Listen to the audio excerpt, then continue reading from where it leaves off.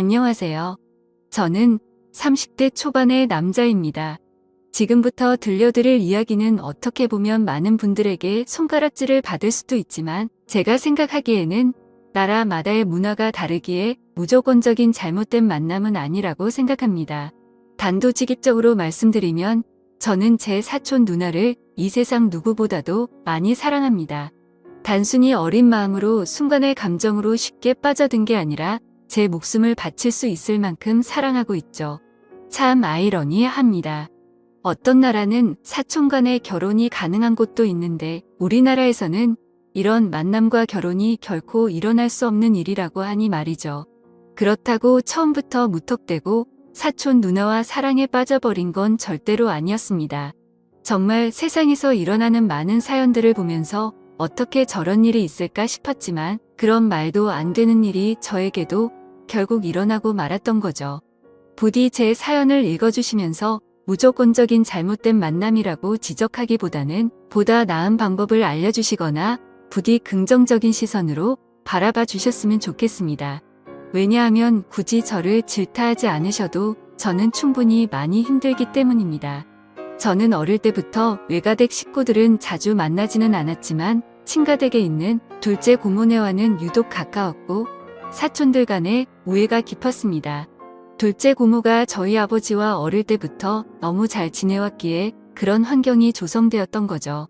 아무튼 둘째 고모네는 고모부께서 외국에서 사업을 크게 하셨기에 형편이 아주 좋았습니다. 그래서 여름 휴가나 겨울 휴가 때 항상 저희 집으로 딸들을 데리고 오시곤 했었죠. 그것도 잠깐 와서 며칠 정도를 지내고 가는 수준이 아니었고 한번 내려오면 방학 기간이 끝날 때까지 오랜 시간을 머물고는 했었습니다.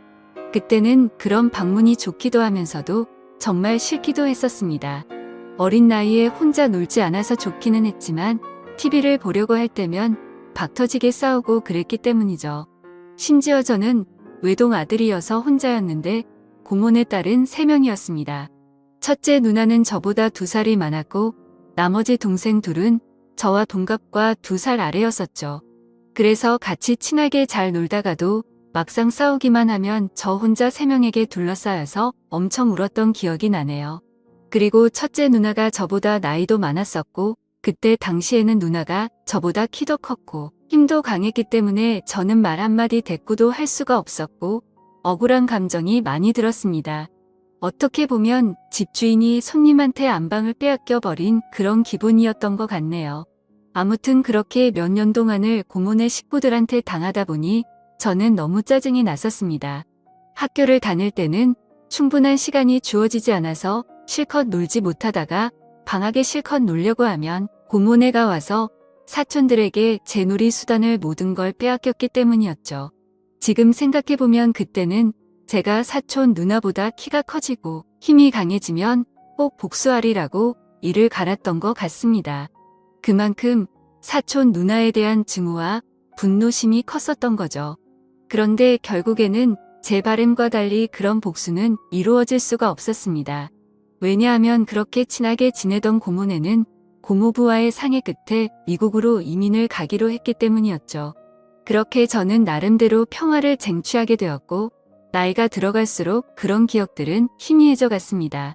물론 몇 년 동안 친남매들처럼 아주 가깝게 지냈었기 때문에 한 번씩은 연락을 주고받고는 했었죠. 하지만 고모네 첫째 딸인 사촌 누나와는 단 한 통의 연락도 주고받지 않았습니다. 왜냐하면 어릴 때 증오심이 쉽게 가시지 않아서 그랬던 건 아니었고 사촌 누나는 이민을 가서도 혼자서 어린 나이에 독립을 하게 되었고 자취를 했었다고 하더라고요. 그래서 굳이 따로 사촌 누나에게 연락하고 싶은 생각도 없었기에 자연스럽게 연락을 주고 받지 않았던 거죠. 아무튼 그렇게 어릴 때 있었던 모든 기억들이 희미해질 만큼 시간이 흘렀고 저는 20살이 되었습니다. 남들과 다르지 않게 평범한 삶을 택하게 되었기에 그저 그런 평범한 4년제 대학교를 들어가게 되었죠. 삶이 미지근했던 저는 1년 동안은 대학 생활을 대충 어슬렁 다녔습니다. 그러고서 빠르지도 느리지도 않게 곧바로 군대를 다녀왔습니다. 군대에서 지내다 보니 제 인생에 대한 회의감이 절실하게 느껴졌고 저는 곧바로 편입을 위해 재수를 하게 되었죠. 다른 사람들은 저녁 이후에 대부분 군대에서 보낸 시간을 보상받는다는 명목하에 사람들끼리 어울려서 술을 마시고 흥청망청 놀 시간에 저는 그러지 않았습니다. 저는 정말 1년이란 시간 동안 정신이 나간 사람처럼 공부를 했습니다. 친구들이 제게 독하다고 욕을 하고 저주를 퍼부을 정도였습니다. 솔직히 그런 게 내 인생에 도움을 주는 건 전혀 없었기에 가볍게 무시했었죠.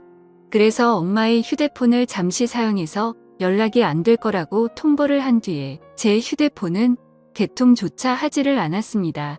그때 당시에 제 하루 일과는 정말 처절했습니다. 잠을 자다가 일어나면 공부로 시작해서 밥 먹는 시간과 화장실을 가는 시간을 제외하고는 오로지 하루 종일 공부만을 하면서 시간을 보냈습니다. 그로 인해서 코피는 하루라도 안 흘리면 이상할 정도였었고 여름에는 하루 종일 앉아있는 탓에 엉덩이에 땀띠가 너무 심각해져서 병원까지 다닐 정도였었죠. 그렇게 1년 동안 공부를 열심히 한 끝에 수능을 보게 됐습니다. 결과는 생각보다는 잘 나왔지만 결국 정말 아주 아쉽게 제가 바라던 대학교에는 떨어지고 말았습니다. 그래서 두 번째 지망하던 학교를 가느냐 아니면 1년을 더 준비를 하느냐의 기로에 서게 되었죠. 사실 말이 기로에 서게 된 거였지 제 뜻은 확고했었습니다. 공부를 시작할 때 목표는 오로지 한 곳이었기 때문이죠. 하지만 부모님의 눈에는 제 모습이 너무 처참했기에 제게 그 정도면 됐다며 두 번째로 지망한 학교로 가라고 하셨습니다. 저 또한 너무 힘든 1년을 지나왔기에 포기하고 싶은 마음도 굴뚝 같았죠. 하지만 결국 저는 고집을 부렸고 1년을 더 준비하기로 했습니다. 고통의 시간은 또다시 시작되었고 또다시 수능을 앞두고 어머니께서 오시더라고요. 어머니는 본인도 미신은 절대로 안 믿는데 지푸라기라도 잡는 심정으로 계명을 하는 게 어떠냐고 하시더군요. 저를 위해서 매일같이 기도를 드리러 다니시다가 만난 분에게 제 이야기를 했더니 이름이 뭔가 제 앞길을 자꾸만 가로막는다며 계명을 권하셨다고 하더라고요. 별로 고민할 것도 없었고 그러자고 했습니다. 제 이름에 큰 미련도 없었거니와 조금의 가능성이라도 더 생긴다면 뭐라도 하고 싶었으니깐요. 그리고 도저히 이 지옥 같은 시간을 더 이상은 할 자신이 없었거든요. 그렇게 계명을 하고 나서 저는 또다시 수능을 치르게 되었습니다. 결론을 말씀드리면 꿈은 이루어졌습니다. 제가 그토록 원하던 대학교에 합격을 하게 되었던 거죠. 그래서 제 인생은 군대를 가기 전과 후가 정말 완벽하게 달라지게 되었습니다. 그저 그런 평범한 대학생에서 우리나라에서 가장 좋은 대학교의 학생이 되었으니깐요. 그렇게 힘들게 얻은 자리였기에 저는 연애 한 번도 제대로 못한 채로 대학 생활만을 정말 열심히 했습니다. 시간은 금방 흘러갔고 어느덧 저는 졸업을 하고 다행히 대기업에 당당히 입사를 하게 되었죠. 처음 회사를 입사하고는 모든 게 낯설었고 힘든 시간의 나날들이 이어지더군요. 하지만 이곳 직장도 사람들이 사는 곳이라 그런지 점차 익숙해져 갔고 사내 커플이 있었는데 그 커플을 보고 있으니 저도 모르게 외로운 마음도 들기 시작하더라고요. 제가 학창 시절에 엄청나게 인기가 있는 스타일은 아니었지만 적어도 여자친구가 없는 기간이 1개월도 넘기지 않을 만큼 항상 여자친구가 있었거든요. 대부분은 오랜 시간 동안 만남을 가졌기에 많은 여자들을 만난 건 아니었죠. 아무튼 이제는 열심히 이루고자 하는 바도 일단은 어느 정도 이뤄낸 것 같은 마음이 들기 시작했고 다른 사람들처럼 친구들도 만나고 회식도 하고 평범한 나날을 보내고 있었습니다. 그리고 주말을 앞둔 금요일 저녁 제 인생을 송두리째 바꿔놓은 여자를 만나게 되었습니다. 그날은 모처럼 회사를 마치고 친구들과 강남에 있는 술집에서 자리를 가졌고 술에 취한 나머지 평소에 거들떠도 보지 않던 감성주점의 술집으로 향했습니다. 그곳은 나름대로 헌팅을 하기에 자연스러운 분위기에 춤도 추고 술도 마시는 클럽 음악이 나오는 술집이었죠. 저는 시끄러운 곳은 그렇게 좋아하지 않는 성격이어서 별로 재미가 없었습니다. 그런데 참 눈이 즐겁긴 하더라고요. 어린 사람들이 신나게 꾸미고 와서 그런지 하나같이 잘생기고 예쁜 사람들 투성이었죠. 그렇게 한참을 놀다가 제 눈에 띄는 한 사람이 있었는데 그녀를 보자마자 첫눈에 사랑에 빠지는 기분이 들었습니다. 왜 그렇게 생각할 정도였냐면 저는 평생 여자에게 번호를 물어본 적이 없었는데 그 여자를 놓치고 싶지 않은 마음에 정신이 나갔던 건지 저도 모르게 그녀에게 다가가서 대뜸 번호를 물어봤던 거죠. 그녀는 시끄러운 소리에네 라고 되물었고 저는 다시 한번 번호 좀 알려주실 수 없냐고 물어봤습니다. 그러자 그녀는 죄송한데 남자친구가 있다며 정중하게 거절을 하더라고요. 그때 돌아섰으면 됐을걸. 자존심 구겨지게 친구로라도 지내고 싶다며 재차 물어봤습니다. 그녀는 다시 한번 죄송하다고 하고는 그 자리를 떠나더군요. 생애 처음으로 번호를 따본 거였는데 거절을 당해서 너무 창피해 죽겠더라고요.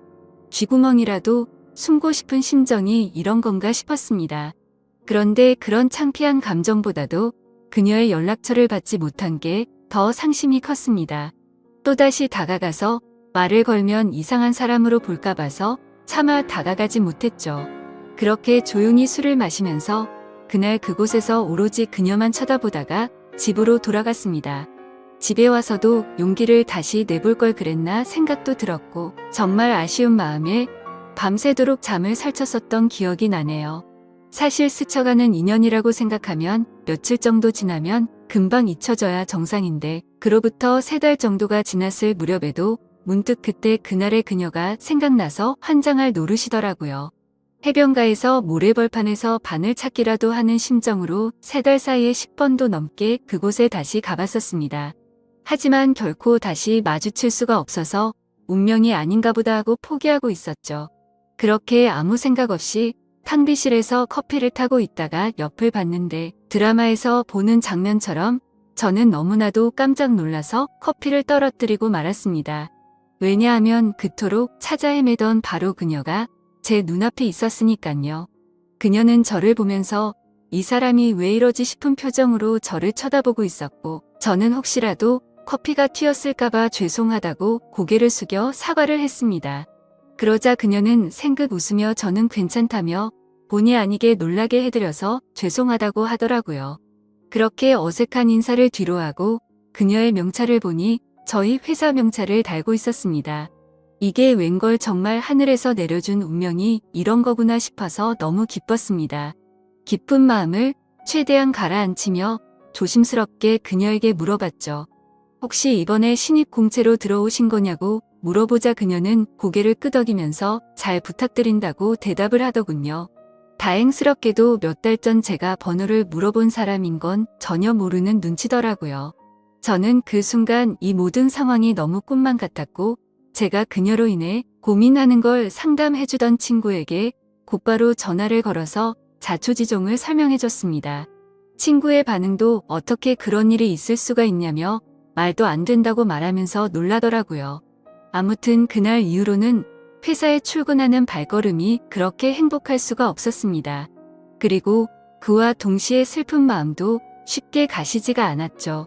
왜냐하면 그녀의 손에는 커플링으로 보이는 반지가 끼어져 있었고 그동안 멍청하게 잊고 지냈던 생각이 들었습니다. 그녀는 제게 남자친구가 있었다고 한 사실이었죠. 사실 기억을 못하지는 않았지만 연락처를 달라고 하면 대충 거절하려고 남자친구가 있다고 거짓으로 대답하는 그런 거라고 믿고 싶었던 것 같습니다. 그렇게 또다시 저는 그때 감성주점에서 멀리서 쳐다만 보고 있던 제 자신을 또 보고 있는 기분이었죠. 그때 그런 생각이 들었습니다. 골키퍼가 있다고 골이 안 들어가나? 결혼을 한 것도 아니고 법적으로 문제가 되는 것도 아닌데 최선을 다해보자 싶더라고요. 저에게는 끈기와 노력이라는 제 자부심이 있었기에 그때부터 또다시 저는 불타올랐습니다. 하지만 도가 지나친 관심과 행동은 최대한 지양하였고 업무를 핑계 삼아서 가끔씩 찾아가서 업무에 대해 물어보면서 은근슬쩍 제 존재를 각인시켰습니다. 그렇게 시간은 천천히 흘러갔고 그러던 중 부서 간의 회식 자리가 잡혔습니다. 그토록 기다리던 시간이었는데 드디어 기회가 왔구나 싶어서 기분이 좋았죠. 며칠 뒤 회식이 있는 날 저는 정신을 바짝 차리고 술을 마셨고 그녀와의 사이를 더욱 가깝게 하기 위해서 최선을 다해 빈틈을 노리고 있었죠. 그러던 중 너무 긴장하면서 술을 마셔서 그런 건지 배가 아파서 화장실을 갔습니다. 볼일을 보고 있는데 바깥에서 남자 소리가 들리더군요. 너 옆 테이블에 있던 신입사원 얼굴 봤냐고 묻더니 우리 회사에 저런 미녀가 언제 들어왔냐면서 내가 고백해볼까? 이런 식으로 웃으면서 그녀에 대한 이야기를 하고 있더라고요. 그 말을 듣는 순간 기분이 너무 불쾌했지만 뭐라고 말할 수는 없었습니다. 제가 남자친구도 아닐 뿐더러 사실 제가 첫눈에 반할 정도였으니 다른 남자들이 볼 때도 당연히 호감이 갈 수밖에 없겠구나라는 생각이 번쩍 들었던 거죠. 그래서 저는 이러다가는 별의 별 사람들이 다 고백하겠다고 생각하고 조금 더 적극적으로 그녀에게 다가가야겠다라고 생각을 고쳐먹었습니다. 결국 사람들이 너무 많이 모여있던 회식 자리에서는 도저히 가까워지기가 어려워서 목적 달성에 실패했고 그날 이후로는 조금 더 적극적으로 그녀에게 다가가려고 마음을 먹고 출근을 했죠. 멀리서 그녀가 혼자서 탕비실을 들어가는 모습을 보게 되었고 저는 심호흡을 하고는 그녀를 따라서 탕비실로 들어갔습니다. 그런데 마침 탕비실에서 나오던 그녀의 커피가 제 와이셔츠에 쏟겨버리고 말았던 거죠. 순간적으로 깜짝 놀라긴 했지만 이게 무슨 횡재냐 싶었습니다. 그녀는 너무 깜짝 놀라면서 죄송하다면서 어떡하냐고 발을 동동 굴리는데 그 모습조차 너무 귀엽더라고요. 당황해하던 그녀는 제 옷을 빨아서 드라이 클리닝까지 해서 가져다 드릴 테니 자신에게 달라고 하더군요. 그래서 저는 탈의실에 있던 와이셔츠로 갈아입고서 점심시간에 맞춰서 그녀에게 제 셔츠를 전해줬습니다. 그녀는 금방 새 옷처럼 세탁해온다고 말하길래 그러지 말고 점심시간인데 같이 나가서 식사하고 맡기자고 했고 그녀와 저는 처음으로 둘이서 밥을 먹으러 나갔습니다. 밥을 먹으러 나란히 앉아있는데 기분이 너무 좋았습니다. 마치 연인이 데이트하러 나와서 밥을 먹는 기분이 들었기 때문이었죠. 그녀는 또다시 자신의 잘못을 사과하면서 어쩔 줄 몰라 하길래 저는 그렇게 죄송하면 부탁 하나만 들어달라고 말을 했습니다.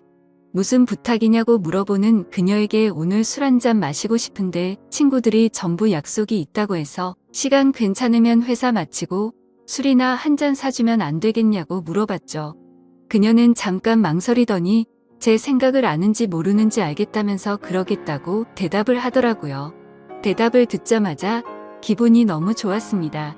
생각하지도 못한 사고로 인해서 둘이서 밥도 먹고 술도 마실 수 있었으니 말이죠.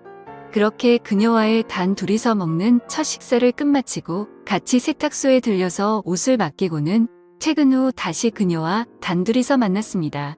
그녀에게 배고프지 않냐며 뭘 좋아하냐고 물어보자 제가 먹고 싶은 곳으로 가자고 대답을 하더군요. 그래서 어디로 갈지 고민하는 척을 했지만 사실 이미 그녀와 갈 곳은 정해져 있었습니다.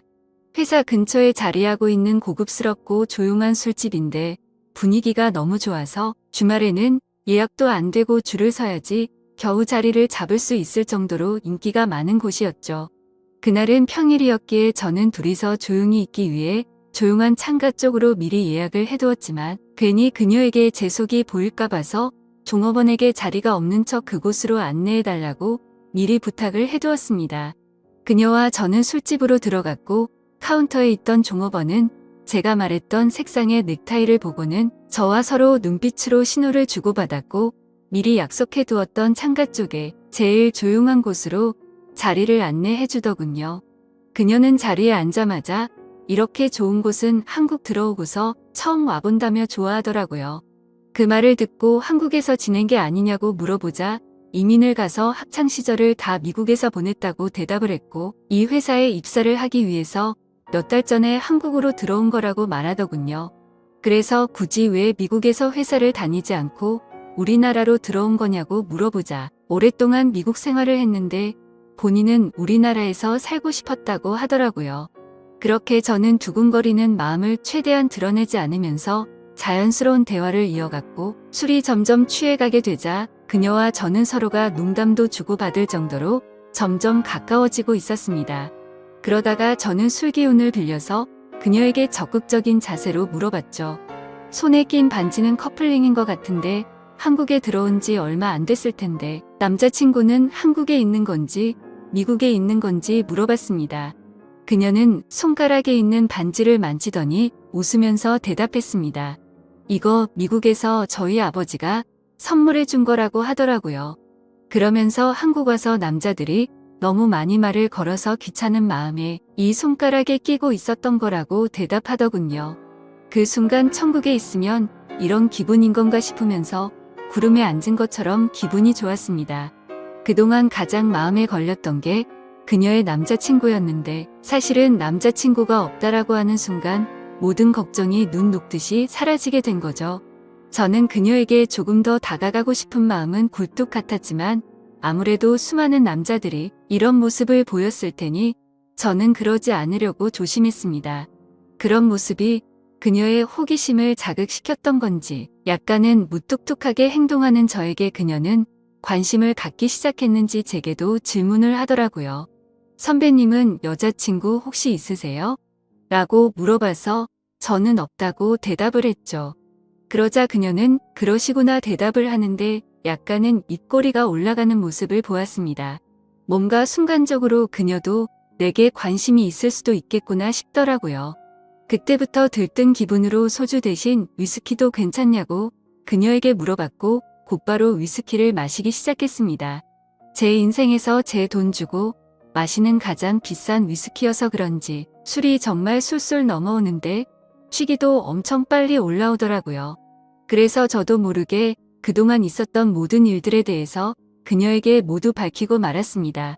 몇 달 전 우연히 만나서 첫눈에 반하게 되었다는 사실부터 시작해서 너무 성급하게 말을 걸었던 게 후회돼서 몇 달 동안 그곳에 찾아간 것도 이야기했고 회사에서 처음 만난 순간부터 너무 꿈만 같아서 오늘 이렇게 술을 마시러 오는 순간까지 이 모든 것들이 기적인 것만 같고 행복하다고 제 진심을 담아서 고백했습니다.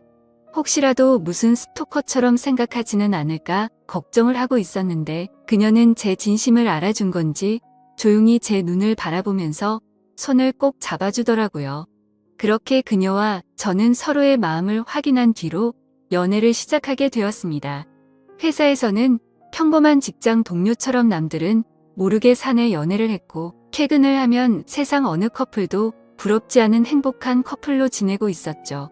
그녀와 저는 만남을 이어간 지 6개월이라는 시간이 눈 깜짝할 사이에 훌쩍 지나가 버렸는데 날이 갈수록 저희 둘의 사랑은 점점 커져갔고 더 늦기 전에 가정을 이루자고 이야기가 오고 가고 있었을 때였습니다.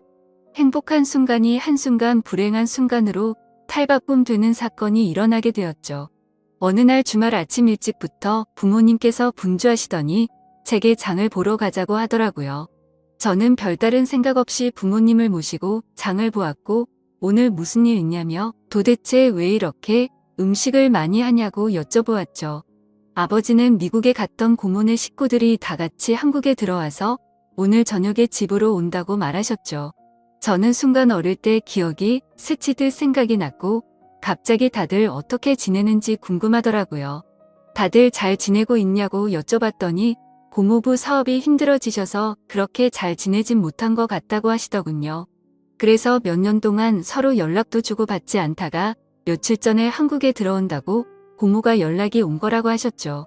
아무튼 그렇게 장을 보고 나서 그동안 얼마나 바뀌었을지 궁금한 마음에 설레는 마음으로 기다리고 있었습니다. 비록 15년 가까운 시간을 한 번도 보지는 못했지만 어릴 때 기억은 어렴풋이 남아 있었으니 말이죠. 그렇게 한참을 기다리다 보니 벨이 울려 퍼졌고 고모부와 고모 그리고 3명의 딸이 들어왔습니다. 그런데 그 순간 저는 망치로 얻어 맞은 것처럼 온몸이 굳어버리고 말았습니다. 그리고 마주하고 있던 한 명의 여자도 눈이 동그랗게 떠져서는 저를 바라보고 있었죠. 그 여자는 바로 제 여자친구이자 고모네의 첫째 딸인 제 사촌 누나였습니다. 순간적으로 둘 다 너무 놀랐지만 그 상황에서 아무 말도 할 수가 없겠더라고요.